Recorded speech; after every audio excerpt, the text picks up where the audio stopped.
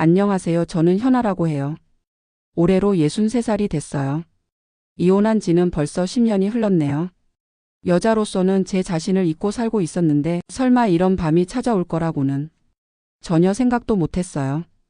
같이 여행을 온 건 동갑내기 민준인데요. 대학 동창이에요.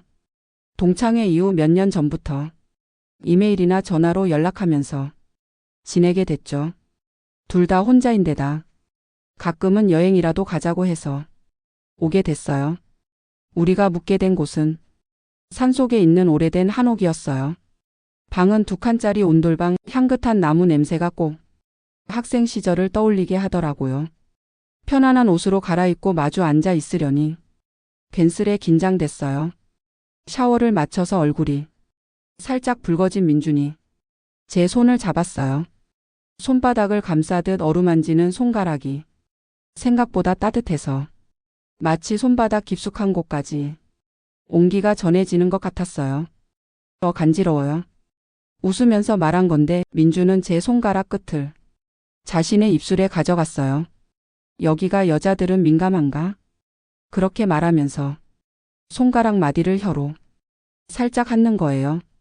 저도 모르게 어깨가 움찔했어요. 하지 마요. 그런 식으로 하르니 입술이 손가락을 감싸고 혀가 손가락 안쪽을 천천히 후를 때마다 배 안이 간질간질해지는 것 같았어요. 나도 모르게 소리가 나올 뻔했잖아. 귓가에 속삭이는데 온몸이 들썩였어요. 옆방에 다른 손님도 있는데 얇은 벽 하나 너머에 사람이 있다고 생각하니 오히려 더 신경 쓰여서 몸의 감각이 더 예민해지는 것 같았어요. 여기서 소리 나면 어떡해요? 괜찮지 않을까? 민주는 작게 웃으면서 이번에는 가운데 손가락을 입에 넣었어요. 거긴 안 돼. 혀로 누를 때마다 허벅지 안쪽이 은근하게 뜨거워졌어요. 분명 제 손가락인데 마치 다른 곳을 만지는 듯한 착각이 들었어요. 편안한 옷깃이 풀려서 어깨가 드러나는 게 부끄러웠지만 멈출 수가 없었어요. 현아, 이렇게 잘 느꼈나? 손가락만 보고 있는 게 싫어서 저도 모르게 고개를 숙였어요. 하지만 손가락은 아직도 민준의 입속에 있었어요. 찝찝 하는 소리가 방에 울려 퍼져서 너무 그러지 마요. 황급히 소리를 죽였지만 조용한 방에 그 소리는 또렷이 울리고 있었어요. 그의 입속에 제 손가락이 있다는 사실이 현실처럼 다가와서 부끄러움과 달콤한 감각이 한꺼번에 몰려왔어요. 현아, 손가락 정말 예쁘다. 민준의 목소리가 평소보다 낮고 나른하게 들렸어요. 편안한 옷을 입은 채로 마주 앉아있는 우리. 창밖으로는 한옥 지붕이 희미하게 보이고 가끔 아래층에서 다른 손님들의 웃음소리가 들려왔어요.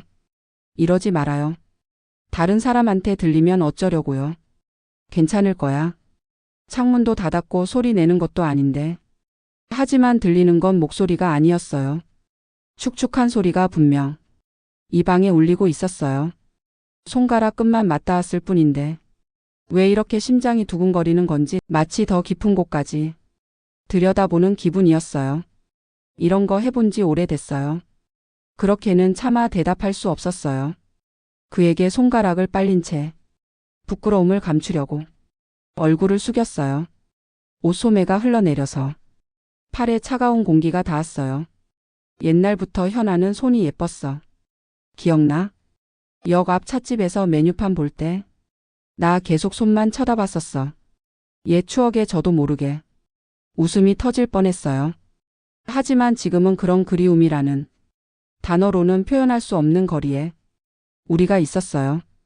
손가락을 좋아하나 봐. 손을 보면 여러 가지 상상을 하게 돼. 민준의 말은 온화했지만 그 속에 담긴 의미를 깨닫고 저는 조용히 다리를 바꿔 앉았어요. 아무것도 아닐 줄 알았던 행동이 이렇게까지 온몸에 불을 지필 거라고는 생각도 못했어요. 처음에는 조금만이라고 스스로에게 타일렀는데 어느새 그 손가락을 제가 먼저 그의 입에 가져가려 하고 있었어요. 이제 그만해요. 그렇게 말한 건 저인데 말에는 힘이 없었어요. 어중간하게 내뱉은 말은 아마 계속해달라는 뒤집힌 표현이었을 거예요. 저도 제 마음을 알고 있었어요. 민주는 살짝 고개를 갸웃하고 비릿하게 웃었어요. 그럼 그만할까? 거짓말. 방금 건 그냥 해본 말이었어요. 손가락 끝에서 느껴지던 따뜻함이 사라지는 게 묘하게 서운했어요. 문득 그가 제 손등에서 팔꿈치 쪽을 가만히 쳐다보고 있었어요. 역시 좋다. 나이 들면 여자의 손은 더 매력적으로 변하는구나. 민준 씨 뻔히 속셈 있으면서 농담 삼아 말한 건데 제 목소리가 생각보다 떨려서 다시 한번 부끄러워졌어요.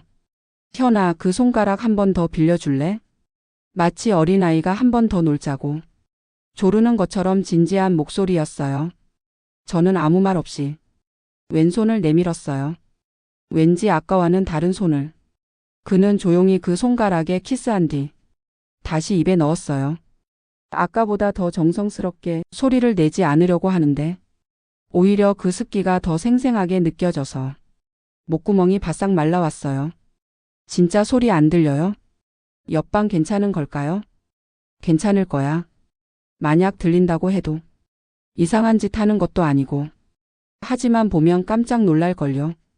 손가락 빠는 것뿐이라고 하면 되잖아. 그는 능청스럽게 웃었지만 저는 죽을 맛이었어요. 손가락 끝에 어딘가가 어렴풋이 빳빳해지는 것 같았어요. 그럼에도 몸의 감각은 묘하게 예민해져서 오틈으로 바람이 스칠 때마다 움찔하며 반응했어요. 나 좀 이상하죠? 아니, 평범해. 이렇게 예쁜 손가락을 보면 나도 빨고 싶어지거든. 의외의 솔직한 말에 얼굴이 화끈거려서 고개를 돌렸어요. 창밖에는 밤의 골목길이 펼쳐져 있었어요. 한옥의 등불 바람소리. 그런 평범한 풍경이 오늘 밤만은 유난히 멀게 느껴졌어요. 너무 쳐다보지는 마요. 그렇게 말하니 민주는 단 한마디로 어쩔 수 없어. 오늘은 이라고 다정하게 웃었어요. 밤은 천천히 깊어갔어요. 밖을 지나는 사람도 없고 들리는 건 창밖의 바람소리와 가끔 삐걱거리는 마루 소리뿐. 너무나도 고요한 이 방에서 저는 아직도 민준의 손길을 손가락 끝으로 느끼고 있었어요. 왠지 신기한 기분이죠? 손가락만인데 신기하네요. 신기하지. 하지만 손가락은 말보다 마음을 더 잘 보여주는 것 같아. 말 잘하네. 그렇게 말하면서 저는 제 손가락을 조용히 바라보았어요. 왠지 모르게 조금은 자랑스러운 기분이 들었어요. 따뜻한 이불 위에 나란히 앉아 그와 같은 방향을 바라보니 아까까지의 부끄러움은 많이 누그러져 있었어요. 이상하게도 이 시간이 계속되면 좋겠다고까지 생각했어요. 현아는 내가 젊은 시절에 마음속으로 그렸던 그런 여성의 모습이야. 뭐예요? 참 말도 잘하네. 진심이야. 나이는 정말 상관없구나 하고 오늘 다시 한번 생각했어. 이런 솔직한 말을 들은 게 과연 몇 년 만일까요? 남편과는 오래도록 부부로서보다는 동료처럼 지냈던 나날들이었는데